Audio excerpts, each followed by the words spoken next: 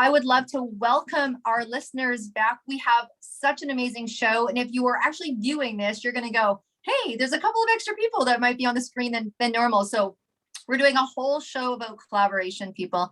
And it's the thing to grab onto. And so we have some amazing guests, but I'm first going to have a little chat with Caroline here about just the power of collaboration. Why is it that Shelly and Jennifer are on this call? Why did me and Caroline even begin this collaboration of this crazy podcast, True That Media Company, to begin with? Is because really there's power in coming together, and just the evolution of how when people used to start their business, and I'll speak for myself, and I know, me and Jennifer, we play on that side of the tennis court. We're maybe a little, we are a few years wiser. We're a few years wiser.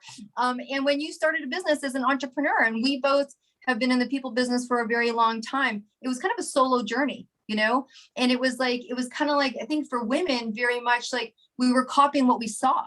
Right. And so it was being an entrepreneur and a business person was a very solo position, and it was kind of competitive, in different areas. And it was almost like sports, right? It was almost like sports, like, you're going to win. And I love how Caroline puts it. And so I'll leave that to her on the shift to an abundant way of thinking. But the whole thing around collaboration that we have learned to do is feeling safe with each other enough to realize that when you bring it together, everybody wins. And that's been a process. That wasn't like someone wrote a book on it and we all went, wow, that's a great idea. Let's all jump in. Because as entrepreneurs, and if you're listening and you are an entrepreneur, we know there's lots of you out there, you hold your stuff like babies. Like, this company is my baby. I built this at 3:00 in the morning. And the idea of collaborating and sharing is kind of an interesting process. It doesn't come easy. And so getting to know people, and, I love the fact that me and Shelly met a couple of years ago, and we had this touch point, even if it was a conversation, kind of broke that barrier a little bit to kind of like, oh yeah, I've seen this woman doing her thing. Right. And you hear Jennifer talk about all the years that she had. I mean, honestly, she had me when she said she sold Tiffany, because it's my favorite jewelry, in case anyone out there wants to know that. Just saying. But anyways, so Caroline, we've gone through so many interesting things in our business and personal, and you've been in like competitive sports, and the first time I heard the word collaboration was when my son told me that there was a collab, because he's a sneakerhead and he's in the fashion industry. There was a collab between these two designers, and one of them I was like, excuse me? It was a very low-end designer connecting with a high-end designer, and I'm like, well, that was a good step for them. Not sure it was that way down, but it ended up being mutually benefit. So no, I think that the mindsets are really, really changing. I feel like when I was younger, it was more of a mindset of, protect what you have, don't share. What is mine is mine. Even if I was always generous, I mean, with my ideas and everything, always super careful, and as you grow older, and I was listening to you talking, and I was wondering, is it getting older that brings that, or it's a cultural thing that is really happening, that we're collaborating more and more? And if it's getting older, imagine when I'm your age, like how collaborative I will be. That will be absolutely crazy. I'm just joking. But, you talk about two stores getting together. They do that a lot for the teens, for hoodies and sneakers and this and that. But it's just brilliant, because if you take two big names and two big networks, and you remove the fear of losing customer, and you decide to associate, they just both double their sales.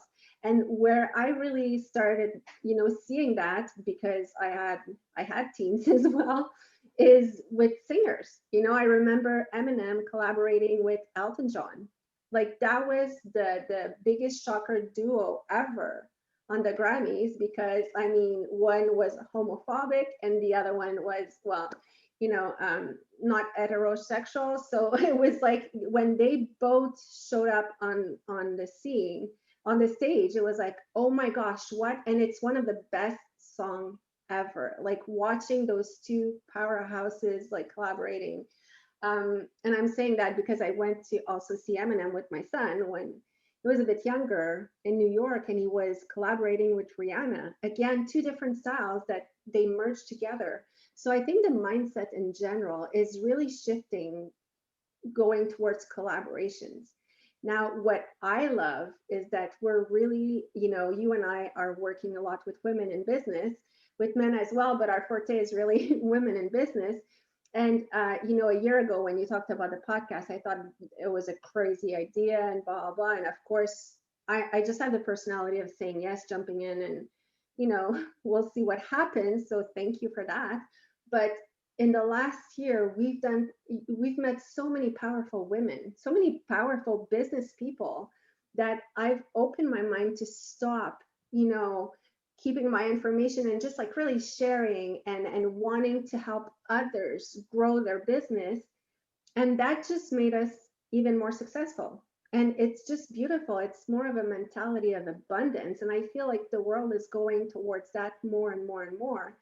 Now, yeah, for whatever reason anyone is doing it, that's, that's not for us to judge. But collaborations are amazing, because really it's going to get the strength of each person that is collaborating and working on it. But so today we have two amazing women that actually did an incredible project. Deb, you and I published a book, 20 Powerful Women in Network Marketing Tell All. I thought at 20, we were crazy. I thought, oh my gosh, how are we going to gather 20? How are we going to? Well, these ladies did it with 365 women. So just for that, I raised my hat. Congratulations. And I will let them tell their story. But welcome to Jennifer and Shelly from Pursuit Fit 365. And Shelly, why don't you tell us a little bit, because I know you are the one who started the project. So why don't you tell us a bit how this idea came to life? I had come up with the idea. Well, it wasn't just, it took about 6 months from start to finish when we started it. But I came up with the idea a couple of years ago, but I just didn't even really have the time for it. So once COVID came, it was like, okay, I have time to do this now and put full efforts in it. And I really wanted to help a lot of women get their voices. And so it was an idea. I was supposed to be speaking at the United Nations last year, and it turned out with COVID we didn't get to go. And so I was like, well, I'm at home. We have, everyone around the world at home. Let's share our stories in a way that maybe we wouldn't have had time to, or we wouldn't have the courage to, 2 years ago, 5 years ago. And it was a way for me to bring 365 women together and supporting one another. That's awesome. That's awesome. I mean, like Caroline said, one of the most powerful things I think for us in doing the book, whether it was 20 or 365, and we've shared this, is the elevation. Like really, when you get to hear those stories, how moving they are. Ours was obviously in a business sector of the personal triumph that people had to go to get to a certain level in their business. And I think that, I think we can all admit and know that everybody has a story. People didn't get to where they got to by sailing through. Life doesn't do this, never mind business, never mind personal development, midnight love, relationships. So tell us how basically you and Jennifer got together, and what do you guys do for each other, and what is it that you're working on? We know that you have another book coming out. We have another book coming out, which is why people might be like, why are you guys kind of collaborating when really both of us have business books, personal development books, and we're also hitting the women's sector, right? Which is that whole collaboration. Share with us what you guys got going on and how you met. Well, Jen and I met about 10 years ago, I'd say, through a mutual friend. And this friend had said, you two really need to know each other, and you really need to work together. Your energies will match so well, probably like you two. And we had met, and I had come up with Jen with an opportunity for doing some sales for me for Fresh Magazine. And she just said, you know what, my dog is at the door, and I wish they didn't let him by my office, but I'm gonna have to grab him. So he's a Chihuahua, but that's life, right? That's life. But so we had this opportunity together, and Jen said it didn't work. Kind of like you and I, Deborah, like you and I met, and it's not that it didn't work, it was just not the right timing to collaborate.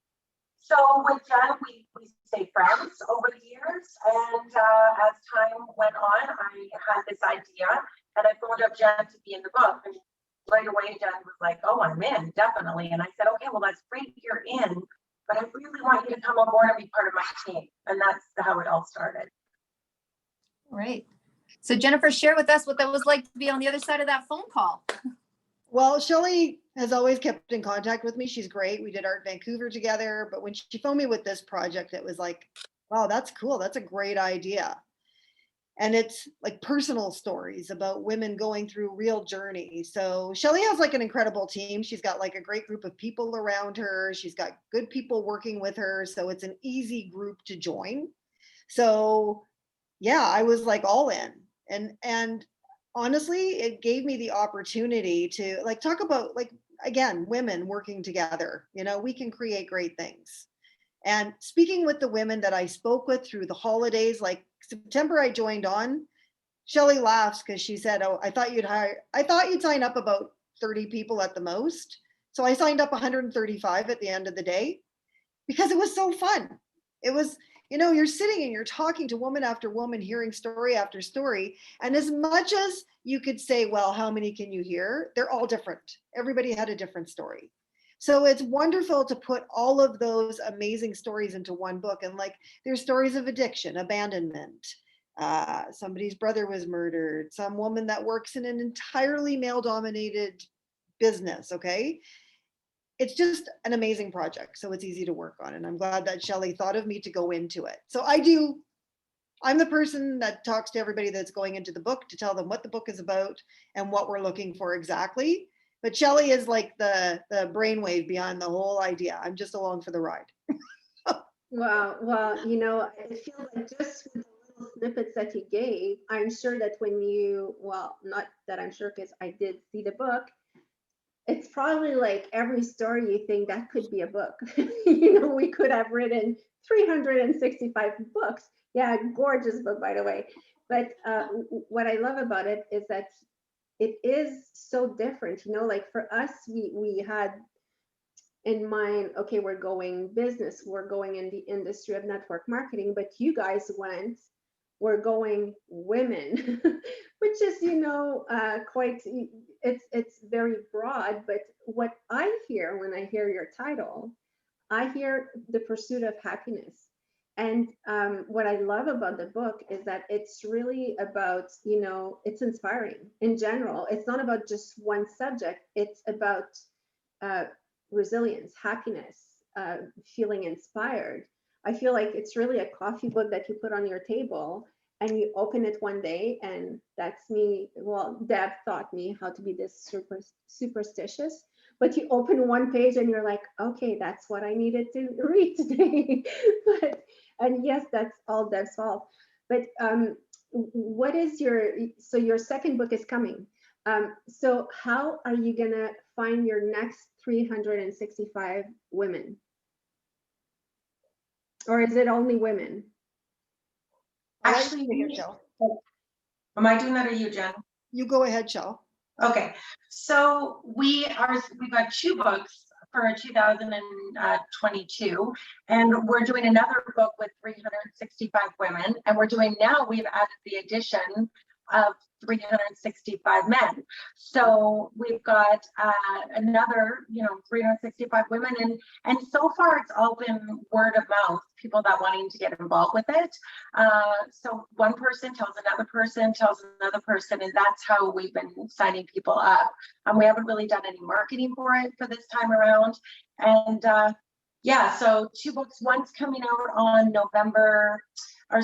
March 4th, which is National Sons Day, and the other one is coming out on March 8th, which is actually International Women's Day again.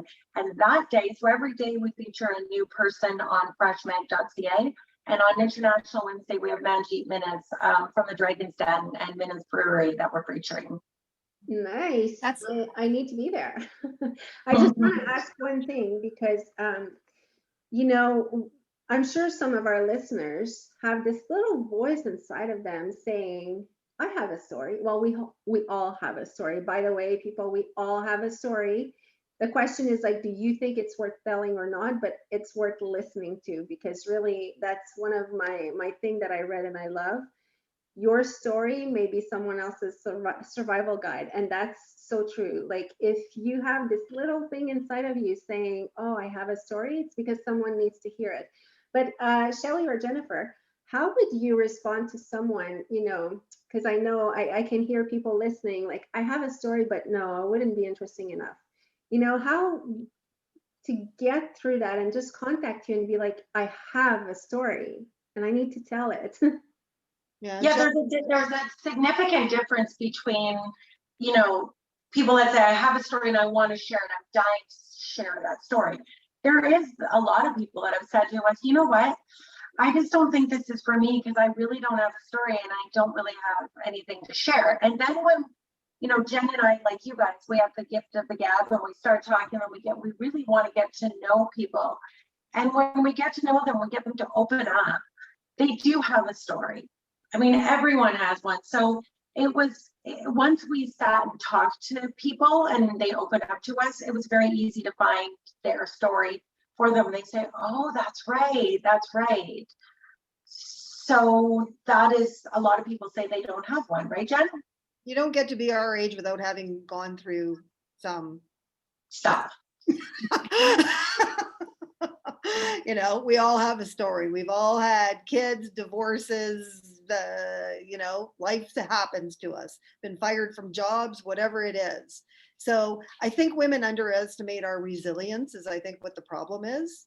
You know, it's always like, just keep on keeping on. We are strong for sure. So yeah, it is what Shelly said is 100%. They're like, well, I just don't think I have had any adversity. It's like, you probably have. Let's just think about that. And the other thing I hear a lot, Shell, is how would I put it all down in 365 words?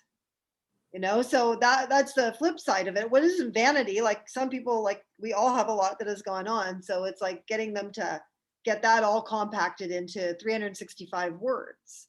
But I mean, I have to say the women, and I was getting a lot of stories about being spiritual and about being, you know, I'm on this path. And I'm like, yeah, that's not what we're looking for. You got to dig a little deeper if you want to be in here. And I mean, one woman came back with the story of how her brother was murdered when she was 15 years old and her path at that age of forgiveness, which I think I said to her, that's extraordinary that you had that much depth at that age and perception. So those are the kinds of like, this is why I feel so blessed to be part of this whole thing. Like you sit down and you think I'm having a bad day. Not really. Take a look at the book, right? Yeah. And people were really honest. Like Shelly brought out the best of these people. Like they were really willing to share. They felt they were in a safe place. You know what? I really relate to. I'm going to relate to a story that we had last night. And one of the reasons why that we're all collaborating is because these powerful ladies are bringing out the next book for women. They're doing one for men. They've got some programs associated that we're probably going to talk about on another show. Carolyn and I we're just finished the second book for women, starting the third. We also are just announcing finishing the men's book. And then we have a couples book launching on Valentine's Day, couples that are in business together. But the planner is where I'm having a lot of that conversation, Jennifer, because the people in business, they know they're in business. They've made that decision. They want to make themselves public. And so that's great. But we have a planner that's launching this year. It's incredible. And it has a number of amount of spots for people to come in, and you ladies, I'm sure, are going to be a part of that, and putting a quote. Now, what we're not letting people do is use any quote other than their own voice. And it's like, whoa, well, what do you mean? Like this planner, they know us. It's going to be marketed extensively, part of our program. Very, very cool. And people are going to be able to take that quote. And, you know, we've got some kind of little surprises going on. We won't release it here, but that quote is going to be able to be shareable. And so when people are like, I can't use Napoleon Hill, I can't use Oprah, I can't use Ellen, I'm like, no, you have a voice, use it. It's a quote, people. What do you stand for? What's important to you? Is it parenting? Is it other people's happiness? Is it about yourself? Is it about your business? Are you and your business interrelated? And I'm like, what is it that you say to people, right? And so she turned to me and she said, well, what do you say? And I go, well, I tell people it's not the hours in your business that makes a difference. It's the moments. She's like, oh, I'm like, look, you might have found that to be profound. I might have dismissed that 10 times over. I'm sure I've said it in a speech, and it was someone else that pointed out to me, that's a great quote. It's actually my webmaster. He's like, that's got to go on the cover of your website. I'm like, seriously? He's like, seriously. And so I think we experience the same thing where these people being forced to going, oh, I'm good enough, big enough, profound enough to be able to make a quote that someone would actually be inspired by. It's a very interesting process. I think very different based on genders, based on background, based on if you were allowed to have a voice as well. I think we're really about allowing people to have voice, because even in the book that we did that had a criteria. So the book for the criteria was a considerable financial position that you had made in the business. There was one woman that was a $3 million income earner every year, right? And so it was interesting to watch the process of these women that were minimum making six figures, the process that they even went through going, do I have a story to tell? You're like, yeah, you're kind of in the top 1% of your industry. So you might want to share people how to get there. They're like, oh, I'll tell people how to get here all day. I'll give all day, but I'm not sure it's my story people need to hear. I'm sure you have someone better, more successful. And it was very interesting, even the financial piece to the story. People making hundreds of thousands of dollars or millions of dollars still had that place inside as a woman that they didn't think their story was big enough, powerful enough. Why me? Why me? Yeah. It's interesting. You're saying something very deep here. And as I was listening to you, I was thinking, because I have to come up with a quote as well. I actually chose two because it's my kids' birthdays, and I'm lucky. Two of them is in the same month. So with this being said, I have the impression that I've read so much online and I've seen so much, like we are bombarded with social media and all of this. So we have the impression that everything is already out there. But I think that what we really need to bring it back to is that maybe everything is already out there, but you know, there's people that need to hear what you have to say and that will cross that path, whether it's like through a planner, through a book, through a Facebook Live or whatever. You know, there's always someone who will need to hear it.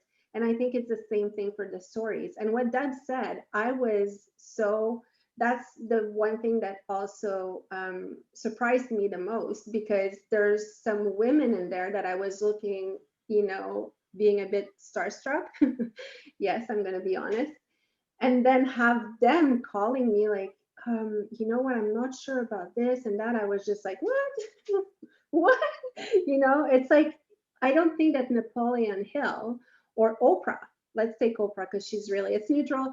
I don't think that as she was living her story, she was like, oh my gosh, that's going to be like an amazing talk show. Like, check that out. They will see what I did. She probably sat there at some point as well. Like, I'm still learning some stuff that I read in the media about her. And I'm like, what? But people living these stories that we find so incredible, and the quotes that, you know, we take and we write down because we want to remember them, they were not necessarily created with this intention. So we have to see it the same way when we share our story and our quote. Not that I'm the next Oprah, but you know, Maybe. who knows? Dem? Hi, everyone. She's me. Yes. Okay. So I was just saying, so yeah, I take instructions very well. I was just saying to Shelly that I loved, and maybe she can elaborate on how we know when we wrote our book, you know, when we did our dedication, it clearly was to our children. And so with our intention that would continue on and they would have a book, and even what it is that we're doing. And I know that for the authors, when they were in the book, it was for them like something they could share with their business family. Because if you're in business, you have one business family, and also something that their children or their people in their life could read and know the other side to them. Shelly, maybe elaborate, because I think that was really interesting how you said some of your come to with this book is that it's almost a bit of legacy. Yeah, I would say it's you know, it was interesting when we looked over, you know, the social media hashtag Pursuit 365, or, you know, and what people were sharing with us. It was beautiful to see so many people doing photos with their children holding the book, with their grandparents holding the book, with their mothers holding the book, grandfathers, like there were even business associates, best friends. So many sharing it at such a deep level. And it was just one page, but they were just, it just was so beautiful to see it. So yeah, I would say, and you know, myself, like you said, dedicating it to someone. I dedicated it to my daughters. So I have a 15-year-old and a 6-year-old, and they actually have the same birthday. I think I'm more unlucky that it's the same birthday as opposed to lucky, but they have the same birthday and 9 years apart to the day. But I dedicated to, and my grandmother, who was one of the first female pilots in Canada. She was number 7, I believe. Registered female pilot, you know, way back when. So I dedicated it, and my mother. So I dedicated to the 4 there, but all 4 generations, or 3 generations, 1 up, 2 down, or 2 up, 1 down. Yeah, legacy is definitely it. And I just want to continue that, you know, with our next book, the Pursuit 365, the 2nd edition women's issue. We actually had a very large group that said, we want to come back in again and share another story. And I said, well, there'll be opportunities like with the magazines to do that, but we are doing a whole another group of 365. And I know a lot of people thought that was a little bit crazy to do it again, but I'm so sure that there's 365 women in Canada that want to share again. So I'm hoping that we're building a legacy like you guys, you know, it's the same thing. There's a story about 3 women that are in the new book that when I spoke to the eldest one is in her 60s and she's online dating. So she came back to me and she said, when we were talking on the phone, we were talking about spots in the book. So she's 3 ladies, same family, that I think it's the ex-daughter-in-law. She's gonna, okay, so the granddaughter is doing dating from 20 to 30 or 20 to 40. The ex-daughter-in-law is doing 40 to 60, and the woman that originally called is dating 60 plus senior years. So, and they all have pages in a row. It's like, what a great thing though, eh? Like, this is what I say, like there's men that are signing up and I'm like, why don't you tell your wife to be in the woman's book or vice versa? That you both have your books that you can show your children, you can carry on, like to be in a book with your mom, to be in a book with your sister. Like, I just think it's such a huge opportunity to share your stories and to have it there forever. Like when it's in here, it's forever. Yeah. It's not going anywhere. That's awesome. I got to ask because, you know, people are, you know, our listeners, they're inquisitive people. And obviously, we think that all of our listeners should do everything that we're talking about. They should be getting quotes. They should be coming onto 365. They should be supporting it. And we're going to give all the information, but it's always good to know who we are a little bit. You know what? I'm just going to ask the question. I think all 4 of us could answer that, because I think what we are talking about is legacy. I think what we are talking about is empowerment. I think it is us walking through our fears to create platforms for other people to walk through their fears and be seen. So, I mean, I'm going to ask the question, Jennifer, why don't we start with you a little bit? Outside of this project, you know, the Jennifer outside of this project, who are the people that you looked up to? Who inspires you to be you? Well, I mean, you start with your parents, right? I mean, I have great parents. They've always been super helpful. So now I'm in a situation where I'm in that, what do we call me? I'm 58. My mom is not well, so I'm here. If you could see what Shelly and I go through on a regular work day, it's like, okay, I gotta go. My mom is yelling. Okay, I gotta go. I need to take Ainsley somewhere. Okay, I gotta go. The dog is at the door barking. Okay, so Yeah. me, like this. So for me, the people that I look up to, I mean, there's so many, like, so many women mentors too, honestly. And I remember being asked the question about mentorship starting out, and I worked at Chanel when I first started in retail. I was very lucky, but I'm going to tell you, my life was The Devil Wears Prada, and I was the Anne Hathaway character. Okay. And what I learned from that experience though, is how I would never want to treat anybody, how I would never want to be treated again. So I try at my very best to be, I'm like firm but kind. and to give everybody the benefit of a doubt and to give everybody a voice and to just like kind of be empathic to everybody. So yeah, I think like my mom is my biggest role model, honestly. She's a little bit crusty, but she's awesome. And working with great groups of women. That's, working with men is great. I like men because they could just move on to something, like they have their moment and then they just move on. That's what I like about working with guys. But working with women, there's so many different, nobody's really super, people are kind. I've only met really in my entire life a couple of really not nice people. At their core, most people are super kind and they're just damaged and we're just all doing the best we can. Right? So you just always try to keep that in mind. Like, do I want to see anybody get fired? Absolutely not. I don't want them to be without their livelihood. Just do your job. That's all. Right? Just do what you're paid to do and let's all just kind of get along and do that. So that's my whole thing. I think all women can be great mentors for all women. That's awesome. So Shelly and then Caroline, and then I'll finish off on that. So Shelly, how about you? As far as people I look up to? Or people that have motivated you or inspired you to be who you are outside of Shelly, owner and creator of 365, like just your personhood, right?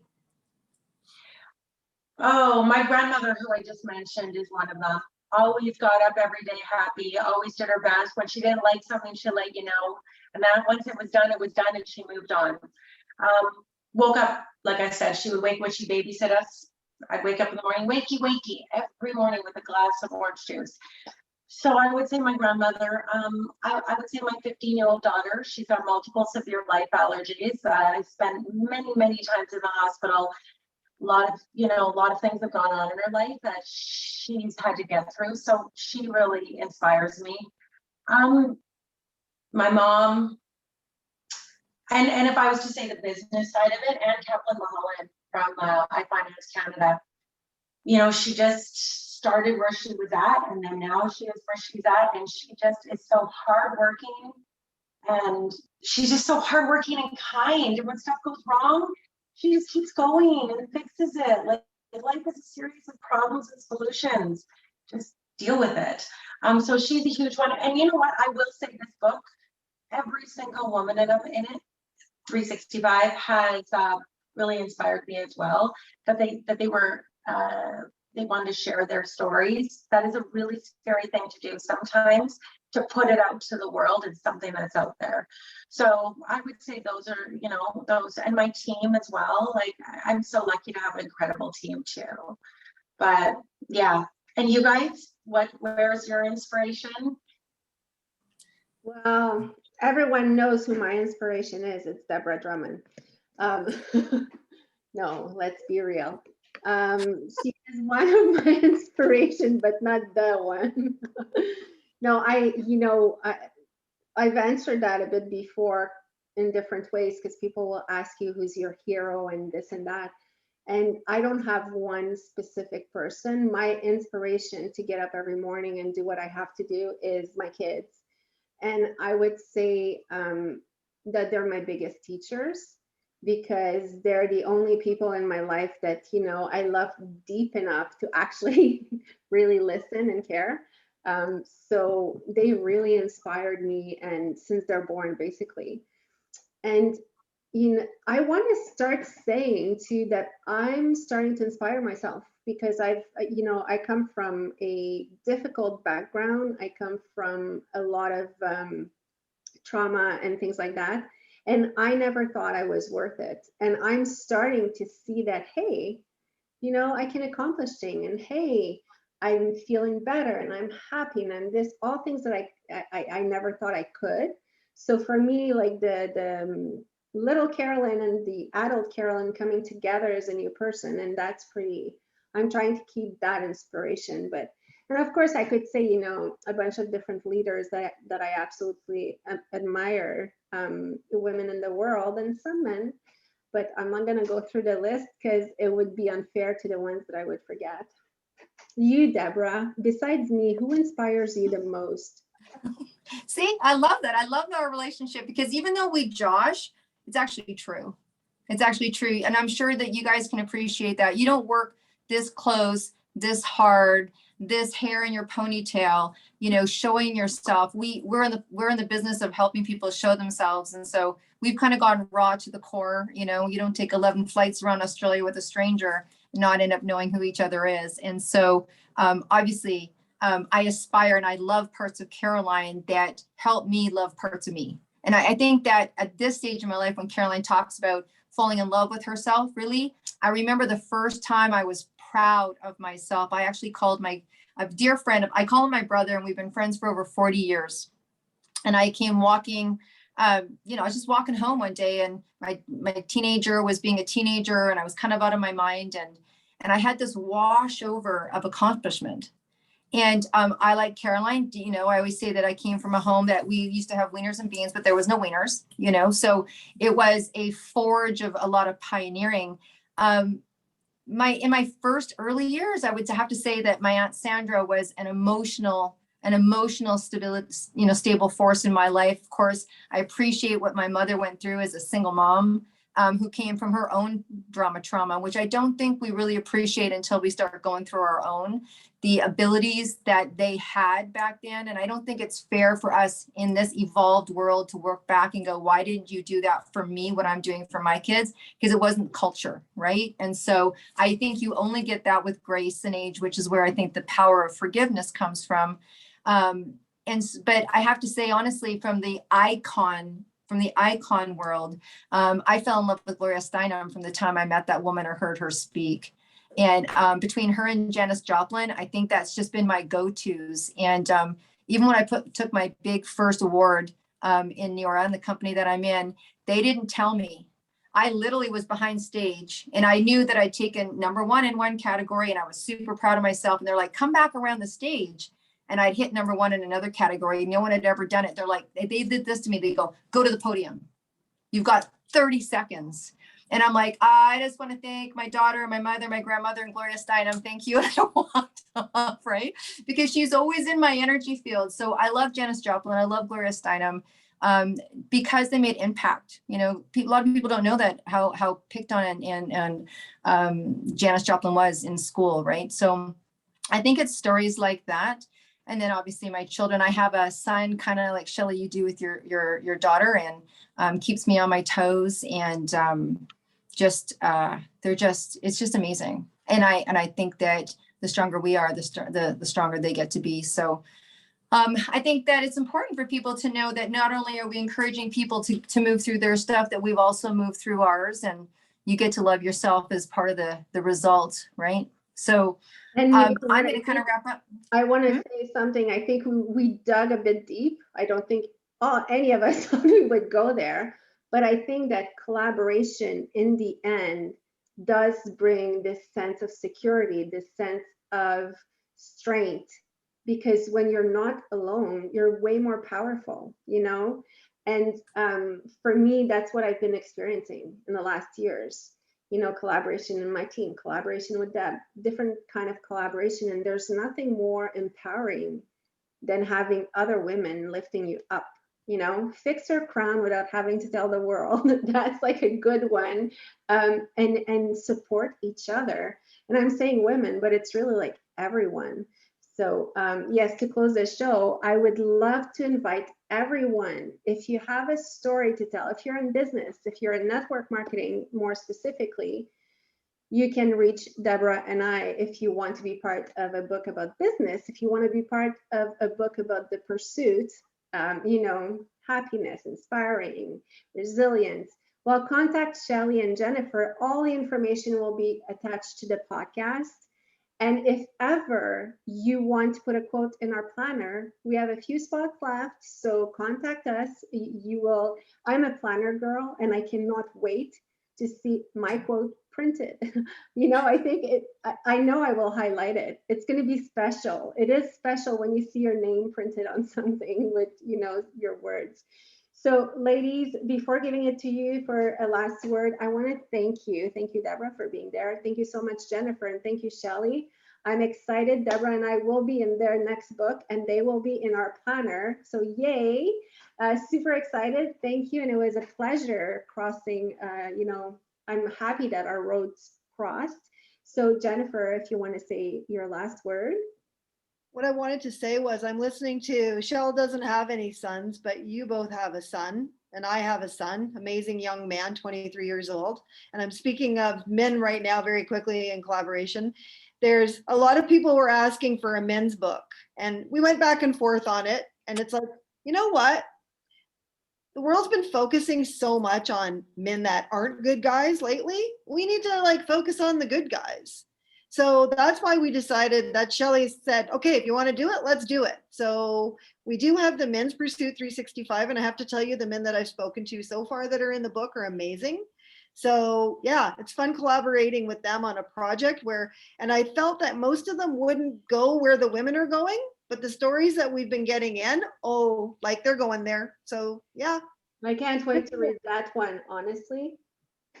Yeah, it's amazing. I'm really, really, really happy with it. And again, with the women, of course, it's like a great project. So everybody join the book. Shelly's got a great thing, and Shelly's putting together a whole community of great people that are all going to network and work together, and we're going to accomplish great things with people like you guys. Awesome. Thank you. And Shelly, thank you for having us on.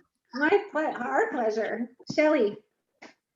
Well, first of all, ladies, thank you so much for having us on your show. Oh, how lucky are we? And also, your planner sounds absolutely incredible. I mean, I'm one of those people that write stuff down, whether I pen my hand. I have to write stuff down. I mean, I do use my computer, but I would love every day just to have that little quote. It's just that push every day, you know, even with the pursuit side of it, the inspirational stories that come out every day, this is different. You got your planner, you open it up. And so I'm really looking forward to that. And I really hope some of our Pursuit 365 authors take a look at it and get involved, because I really encourage it. As far as you guys go, aren't we lucky that we are working with you and collaborating and moving forward, you know, for great women and encouraging all of our groups to work together. Imagine when we collaborate on planning the party at the end. So let's give the last word to Deborah, because she always wants it. And there you go. That's what people love about us. Thank you, Miss Caroline. Again, thank you, ladies. And Jennifer, thank you for highlighting about the men. We also went through that with the men's book. And what it was, it's a different experience. You know, it is a different experience. And that's a good thing. That's a good thing. I think women are starting to find their place, and so are men. Because here, I think, herein lies the opposite. And I know, because I've taught my son to stay in the elevator until all the women are out. I've taught my son to walk on this side of the street. I've taught my son to open the door. And I remember it was a little difficult for him. And it was like, he didn't know his role, because there could be women that go, I can open my own door. Right. And he's like, where do I sit in society? So I think as we build women up, we have to allow men to soften. Right. And we have to, like, I remember what men went through when they were the stay-at-home dads, and their counter partner, who was a woman, was out there making more money, like what they went through. So we have to, you know, maybe as we're putting our cape on, we have to let them take their cape off. Right. I think it's really fair. And so, congratulations for recognizing that men also have stories to tell, because it's a funky place. And depending the generation you come from, it even gets funkier, because you just don't know your role.